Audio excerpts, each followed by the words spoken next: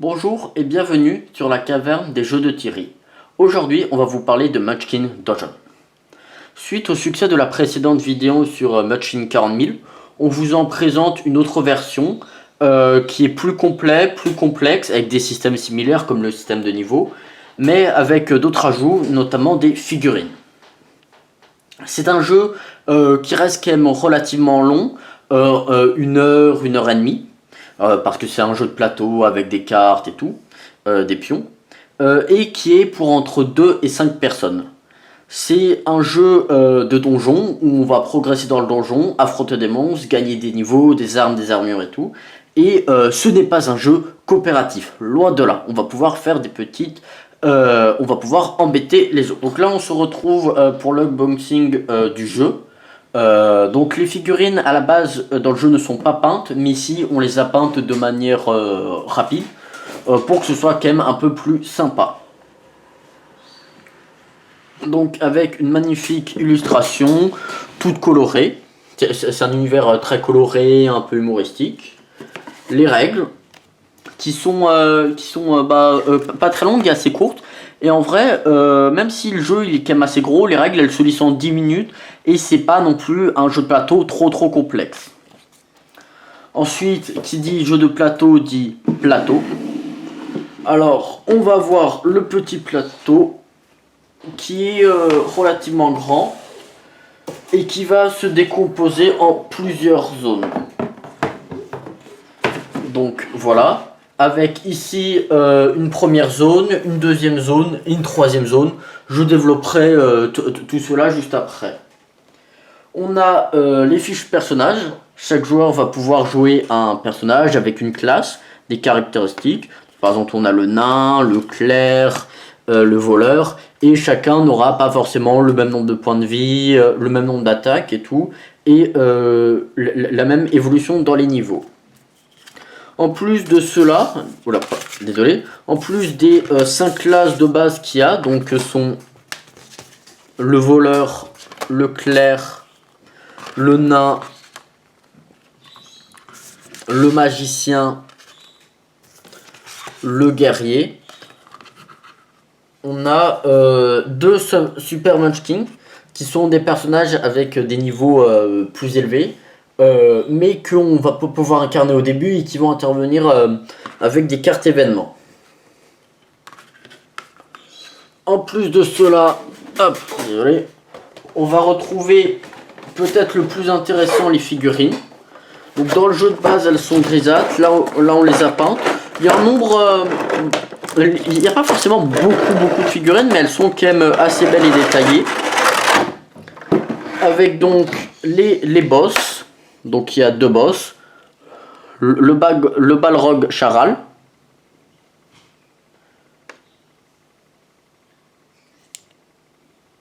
hop, le dragon, c'est juste un dragon. Ensuite des ennemis de niveau 3, que sont ce petit cochon ailé. Un petit docteur, cyclope,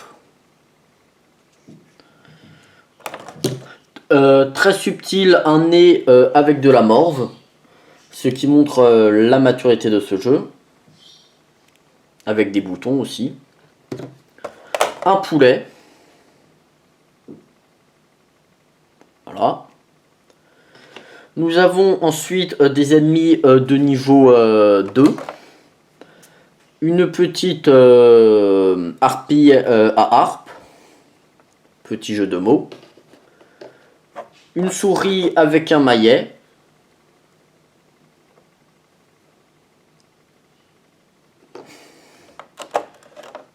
L'inspecteur des impôts, qui est un ennemi terrible, que ce soit dans le jeu ou dans la vraie vie.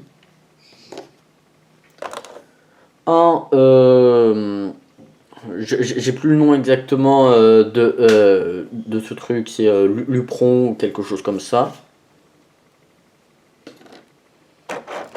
Et une tortue avec des lunettes. Ainsi que un autre ennemi voilà, qui est un troll. Nous avons ensuite les personnages. Donc les deux Super Munchkin. Pardon.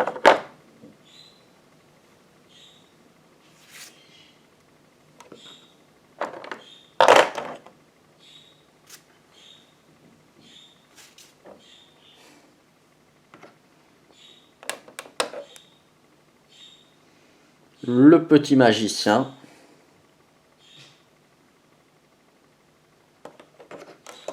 Le voleur.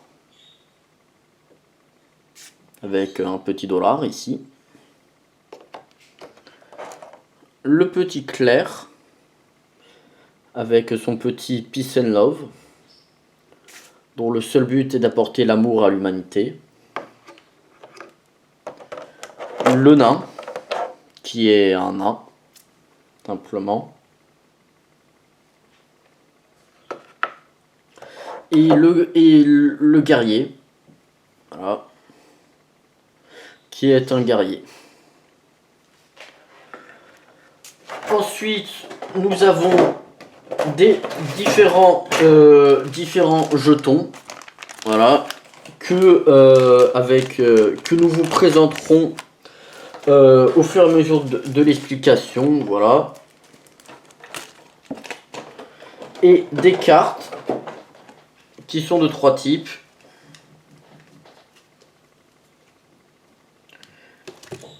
Les cartes butin, donc avec ce dos jaune, et qui contiennent des armures, des armes, des objets, donc avec toujours ce petit ton humoristique, le gourdin de misogynie, le moteur économique, voilà.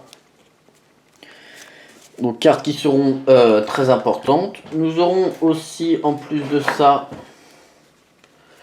les cartes menaces qui vont pouvoir être, donc ce que je disais tout à l'heure, pouvoir taquiner un peu son adversaire avec soit des monstres à lui mettre, soit des événements.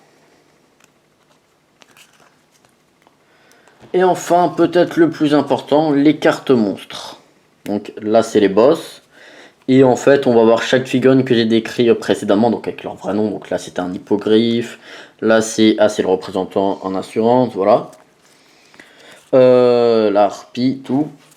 Qui auront chacun leur carte, ainsi que des cartes pour les salles vides. Donc là, on va passer à la présentation des règles.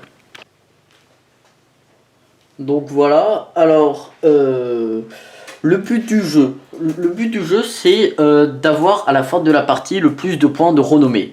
Le joueur qui a le plus de points de renommée à la fin de la partie la gagne. Comment on va la gagner? Eh ben, on va la gagner en fracassant des monstres, en gagnant des niveaux, en accumulant de l'équipement. La partie, elle se finit quand? Il y a deux conditions qui peuvent mettre fin à la partie. Soit le boss a été vaincu 3 fois, et donc ça minimise fin à la partie. Soit l'un des joueurs atteint 20 points de renommée. Sachant qu'ensuite ça se cumulera avec d'autres bonus-malus. Un joueur, donc il va voir son plateau comme ça, avec son petit niveau, qui va pouvoir augmenter en payant un certain nombre de coups de pièces. C'est-à-dire que par exemple pour passer du niveau 1 au niveau 2, il faudra payer 2 pièces, 3, et ensuite ça augmente progressivement, 2, 3, 4, etc. Et que ça va lui faire accumuler des bonus. Au début de la partie, il va avoir un certain nombre de dés pour combattre, donc ici 3. Plus, ça c'est des petites relances, c'est-à-dire que là il pourra lancer 3 dés pour combattre, plus une relance. Et un certain nombre de points de vie, parce qu'on peut mourir. Mais c'est pas une mort définitive, et c'est pas trop punitif. On va voir aussi des pouvoirs que j'expliquerai après, et un emplacement d'armes et armures, sachant que chaque joueur ne peut avoir qu'une arme et une armure. Et que tout à un moment, il peut remplacer par une autre arme ou une autre armure, s'il juge que celle-ci est plus intéressante. Du coup, comment se déroule un tour? Donc à notre tour, les joueurs jouent chacun leur tour, on va pouvoir déplacer notre personnage. On peut se déplacer d'un nombre de salles autant qu'on veut, tant qu'on passe soit un monstre errant, donc les monstres errants c'est les monstres qui ont des figurines, contrairement aux monstres minutes qui vont être les monstres sur les cartes, soit qu'on rentre un autre joueur. on va pouvoir se déplacer de salle en salle via des petits escaliers. Sachant que plus on va profondément dans le donjon, plus les monstres et les salles seront dangereux. Donc on commence au niveau de l'entrée du donjon. Et donc on va décider de rentrer. Qu'est-ce qui se passe quand on rentre dans une salle? Déjà, on va ajouter un nombre de pions menaces. Donc ces pions menaces, elles vont s'accumuler dans une réserve de menaces. Et que ensuite les autres joueurs, donc cette réserve de menaces est commune à tous les joueurs, mais les autres joueurs pourront l'utiliser, cette réserve, dépenser des pions, pour jouer des cartes et embêter l'autre joueur. Donc là on va accumuler progressivement. Quand on entre dans une salle, donc c'est soit une salle vide, soit une salle occupée par un monstre. De toute façon, on gagne, donc on fait les pions menaces, on gagne un certain nombre de pièces qui permettent d'augmenter les niveaux. Et donc là, il n'y a pas de pouvoir, mais parfois, il y a des pouvoirs. Donc là, j'ai mon tour, j'avance ici, bon, je fais le pion menace, je gagne l'argent, etc. Puis je descends, comme il n'y a pas d'autres joueurs ou de monstres errants, je peux continuer. Donc les pions menaces, l'or et tout, et j'applique les pouvoirs. Donc, par exemple, ici, c'est lorsque tu entres dans cette salle, lance 4 dés et gagne une pièce pour chaque éclair obtenu. Donc ensuite, je vais continuer d'avancer. Et je vais décider d'entrer dans cette salle, donc il y a toujours l'escalier qui relie, pour affronter ce monstre. Au moment où j'entre dans une salle avec un monstre errant ou un héros, je passe directement à la phase 2, le combat. Donc, avant de faire le combat contre le monstre, donc déjà on applique les pions menaces, etc. On va regarder la réserve de menaces, et tous les autres joueurs vont pouvoir conspirer et utiliser leur carte menace pour embêter l'autre joueur. Il y a deux types de cartes de menace, les événements et les monstres. Donc par exemple là j'ai un événement donc, qui coûte 0 pion et je déplace un monstre errant d'une salle. Donc ce qui peut faire venir dans une salle plusieurs monstres errants selon les situations. Mais ça peut être d'autres types d'événements. Par exemple là c'est un événement qui coûte assez cher. Et je déplace le boss dans la salle et pour le combat et tout, donc c'est assez puissant. Une autre chose, ça peut être des monstres minutes qui vont être ajoutés dans la salle. Donc par exemple, je suis dans la salle avec le harpie. L'autre joueur va dépenser 3 pions de la réserve de menace pour ajouter dans cette salle, en plus de la harpie, un autre monstre qui va combattre en même temps, qui est le démon tentaculaire. Les combats, ce sont des combats qui vont se passer en même temps. C'est-à-dire que le joueur et le monstre vont taper en même temps. Enfin, le ou les monstres. Donc les joueurs vont lancer un certain nombre de dés. Donc par exemple ici je suis au niveau 1, je lance 3 dés. Et j'ai le droit à une relance. Donc là je vais décider de conserver ce jet. Donc là ça fait que je fais 2 dégâts, une protection et un éclair. L'éclair en fait ça va soit me permettre de jouer un pouvoir ici, soit me permettre de jouer sur par exemple certaines armes. On va voir des éclairs qui vont permettre de faire des choses plus ou moins intéressantes. Donc là, le plus intéressant pour moi, je vais décider de convertir cet éclair pour utiliser ce pouvoir et d'infliger des dégâts.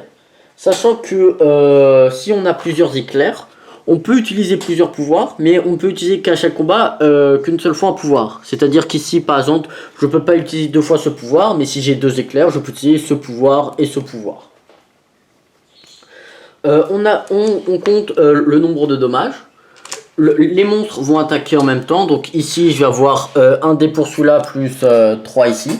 Donc ça fait que je lance 4 dés. Et je vais avoir ça comme résultat. On fait le delta avec les jets de défense. Et ensuite donc on inflige le nombre de dommages à notre héros. Par exemple ici j'ai subi 3, j'avais un bouclier. Donc ça fait que je n'en subis que 2. J'avais infligé, donc j'avais ça plus l'éclair, donc j'avais converti en 2 dégâts, donc ça fait 4 dégâts. Donc je vais les répartir entre les monstres. Sachant que les monstres doivent être tués en une fois, et que par exemple s'il y a un monstre qui a 2 points de vie et que je ne lui inflige qu'un, en fait à la fin du tour il va se régénérer entièrement. Là j'ai de la chance, j'ai infligé 4 dégâts, et donc je vais pouvoir détruire les 2 monstres.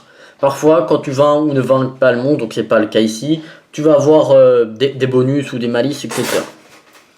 Une fois que j'ai vaincu les monstres, donc je vais retirer les monstres minutes, je vais retirer ce monstre qui va être envoyé au cimetière qui n'a que 2 places, on y revient juste après. Et j'ai donc nettoyé la salle. Une fois qu'on a nettoyé une salle, on a un bonus qui s'appelle la prime, qui est que quand on a nettoyé une salle avec un monstre. Donc ici, c'est 2 pions renommés et un butin. Comment on fait quand on gagne un butin? Tout simplement, on regarde la piste du butin et on sélectionne le butin qu'on veut. Soit un objet, donc on peut avoir autant d'objets qu'on veut, c'est souvent des trucs à usage unique. Soit des armures, soit des armes. Sachant que par exemple si je sélectionne cette arme, donc je vais la mettre sur mon profil et tout, et immédiatement après on remet une carte. Il doit toujours y avoir 4 cartes sur la piste de butin. Ensuite, après avoir récupéré donc après avoir résolu la baston, donc voilà, j'ai pillé. Je dépense de l'or si j'ai envie pour gagner des niveaux et je passe mon tour au joueur suivant. Petite subtilité, si j'avance dans la partie et qu'un autre monstre est vaincu, donc ça va.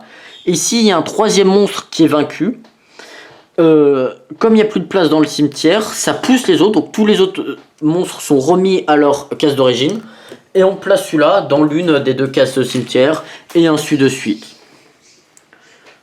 Donc au fil de la partie, on va progresser dans le donjon, et on va pouvoir arriver dans la salle du boss.